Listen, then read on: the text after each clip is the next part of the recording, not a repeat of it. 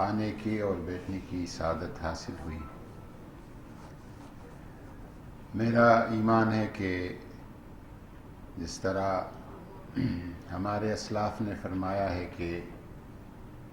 عند ذکر الصالحین تنزل الرحمہ، جہاں اللہ کے ولیوں کا ذکر ہوتا ہے وہاں اللہ تعالیٰ کی رحمتوں کا نزول ہوتا ہے۔ یہ مجلس رحمتوں کے نزول کا باعث ہے۔ جہاں یہ مجلس ہو رہی ہے، جس شہر میں ہو رہی ہے، جس ملک میں ہو رہی ہے، جس خطے میں ہو رہی ہے، جن ساعات اور لمحات میں ہو رہی ہے، سب کے لیے باعث خیر اور برکت ہے۔ مجھ سے پہلے جن مقررین کو اور یہاں اسٹیج پر خطاب کرنے والوں کو میں نے سنا، انہوں نے انتہائی زرعی خیالات کا اظہار فرمایا، اور میں صرف اس بات پہ اکتفا کروں گا کہ پاکستان کا تصور صوفیہ کے فکر کے بغیر ادھورا ہے، اور پاکستان کے بارے میں ہمارا ایک جذبہ ہے، ایک نعرہ ہے، اور وہ یہی ہے کہ اولیاء کا ہے فیضان، پاکستان پاکستان۔ اور یہ صرف ایک نعرہ یا جذبہ نہیں ہے، اس کے پیچھے ایک تاریخی حقیقت ہے، اور تحریک پاکستان کا بنیاد جو ہے دو قومی نظریہ ہے، اور دو قومی نظریے کے سرخیل اور بانی مبانی حضرت مجدد الفسانی سرہندی ہے۔ یہ فکر اسلامیان ہند کو مجدد صاحب نے دیا کہ آپ ایک الگ قوم ہیں اور ہندو ایک الگ قوم ہے، اور آپ کی شناخت الگ ہے اور ان کی شناخت الگ ہے، اور جو اولیاء اللہ بات کرتے ہیں وہ پتھر کی لکیر ہوتی ہے۔ پھر اس کے بعد بنارس میں سنی کانفرنس میں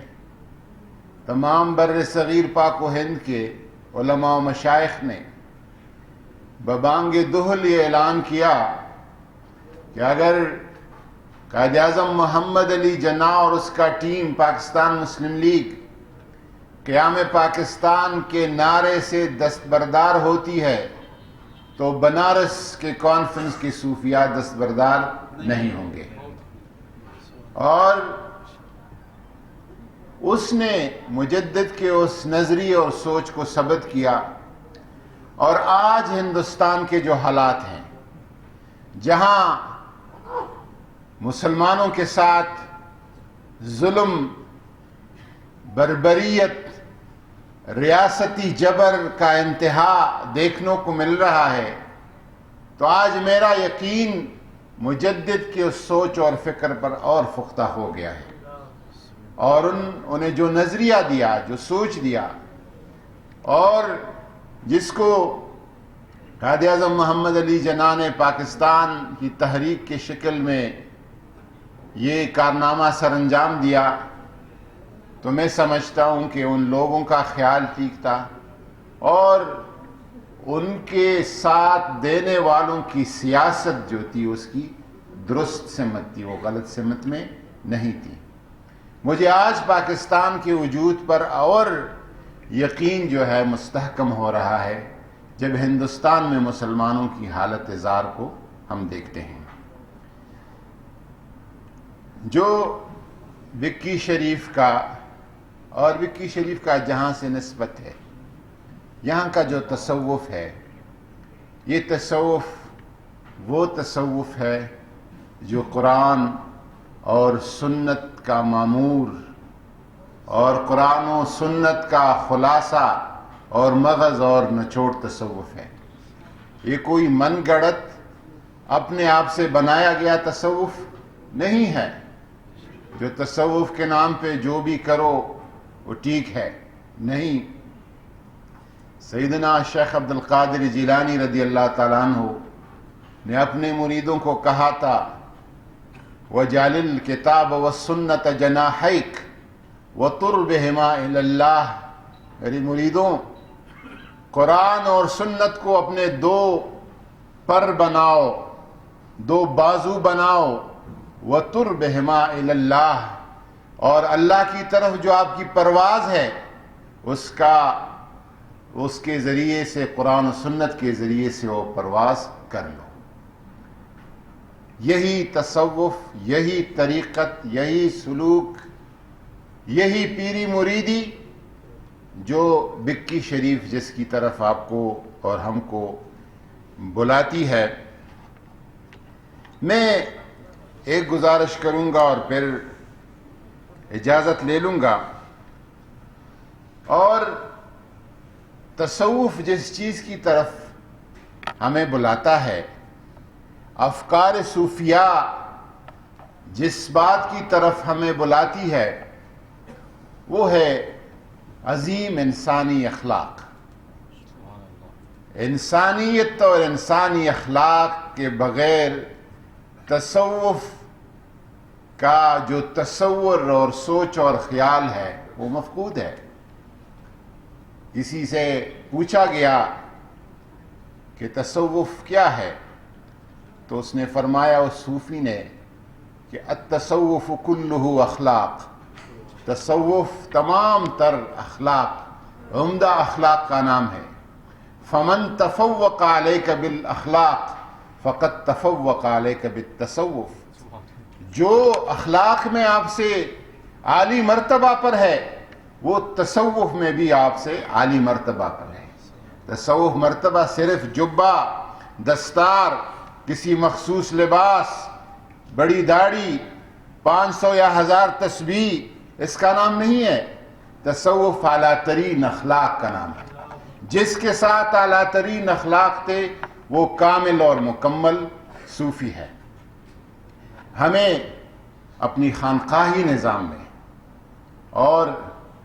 یہ جو خانقاہی نظام نے ابھی تک کام کیا ہے وہ تربیت کا کام کیا ہے۔ خانقاہی نظام میں ہمیں فوکس کرنا چاہیے کہ ہم بہترین اخلاق سے اپنے مریدوں کو، اپنے شاگردوں کو، اور جس کو ہم ذکر اور تسبیح دیتے ہیں، ساتھ ساتھ بہترین اخلاق کی بھی ہم تاکید اور تلقین کریں۔ یہ ابھی ڈاکٹر بابر روان صاحب نے ایک طرف اشارہ کیا کہ بطور خاص سب کنٹیننٹ میں، بر صغیر پاک و ہند میں یا سنٹرل ایشیا میں اسلام اگر آیا ہے تو اسلام جنگجوؤں اور کوئی لڑائیوں کی وجہ سے نہیں آیا ہے۔ یہاں جو اسلام پھیلا ہے یہ محبت کی تعلیم دینے والوں نے پھیلایا ہے۔ یہاں پر جو اسلام پھیلا ہے وہ خواجہ معین الدین چشتی اجمیری رحمۃ اللہ علیہ کے فیضان سے پھیلا ہے۔ جب وہ تشریف لائے ہندوستان میں تو ہر طرف شرک اور کفر کا اندھیرا تھا، اور جب وہ دنیا سے رخصت ہو گئے تو 90 لاکھ مشرکین کو وہ توحید کی طرف لا چکے تھے۔ کوئی کسی کا ہاتھ نہیں کاٹا، کسی کا پاؤں نہیں کاٹا، کسی کا کان نہیں کاٹا، کسی کا سر نہیں کاٹا، کسی کو ایک کانٹا بھی نہیں چبھا، اور اپنی تعلیم اور کردار سے اس کے ساتھ دسترخوان پر ہندو بھی بیٹھے رہے، مسلمان بھی بیٹھے رہے، مسیحی بھی بیٹھے رہے، سکھ بھی بیٹھے رہے، اور انہوں نے بولا بہت کم۔ مسئلہ ہمارا ہے کہ ہم بولتے زیادہ ہیں اور اپنی عمل اور کردار سے دکھاتے کم ہیں۔ انہوں نے بولا کم لیکن اپنے عمل اور کردار سے دکھایا کہ موحد کون ہوتا ہے اور مسلمان کون ہوتا ہے، اور اس کا نقش لوگوں پہ ہوا اور لوگ مسلمان اور مومن ہو گئے۔ تصوف، اور یہ صرف ہندوستان کی تاریخ، میرا ایک سوچ ہے اور ایک فکر ہے، ممکن ہے کوئی اس سے اختلاف کر لے، اسلام جدھر بھی پھیلا ہے، اسلام نے جب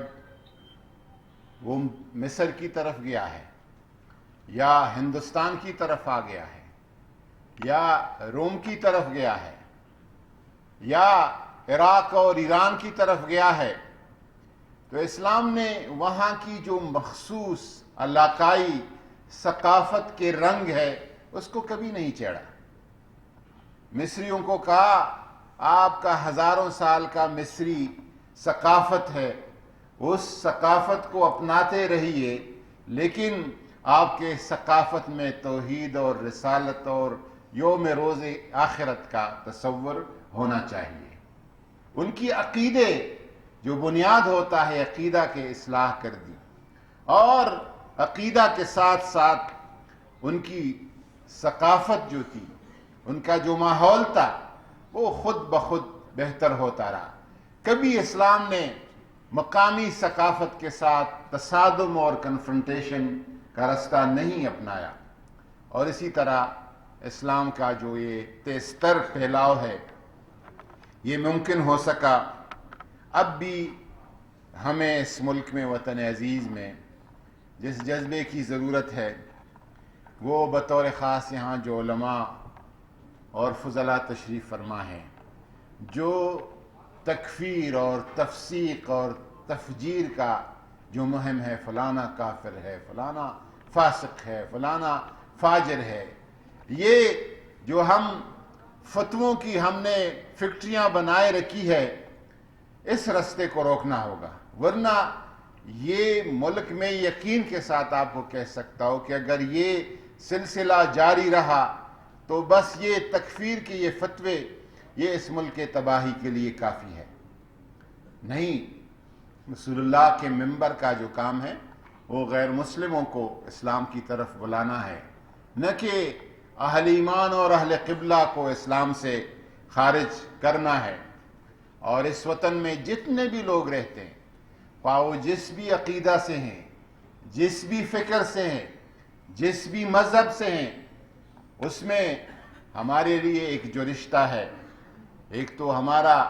ایمان کا رشتہ ہے، مولا علی کرم اللہ وجہ نے فرمایا تھا کہ دو قسم آپ کے بھائی ہیں، ایک وہ بھائی ہے جو آپ کی دین کے رشتے کا بھائی ہے، اور دوسرا وہ بھائی ہے جو آپ کے انسانیت کا بھائی ہے۔ ہم اس ملک میں حضور نبی کریم صلی اللہ علیہ وسلم کی سنت، اہل وطن کے لیے، وطن کی محبت کے لیے، جب مکہ مکرمہ کے لوگوں پر، حالانکہ وہ مشرکین تھے، مکہ کے لوگ جب حضور کو پتہ چلتا کہ ان پہ کوئی تکلیف اور مشکل آئی ہے، حضور صلی اللہ علیہ وسلم مدینہ منورہ میں رات کو گڑ گڑا کے ان کے لیے رویا کرتے تھے، کیونکہ وطن کا رشتہ تھا۔ جن کے ساتھ بھی ہمارا وطن پاکستانیت کا رشتہ ہے، ان کے لیے ہمارے دلوں میں رحمت چاہیے، شفقت چاہیے اور محبت چاہیے۔ یہی چند باتیں اگر میں اس کو کہوں کہ یہ صوفی فکر کا خلاصہ ہے اور نچوڑ ہے۔ میں آخر میں ایک دفعہ پھر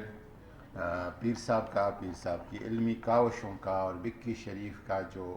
علمی گلستان ہے، میں دعا گو ہوں کہ اللہ تعالیٰ اس کو اسی طرح تر و تازہ اور قائم و دائم رکھے۔ وما علینا الا البلاغ۔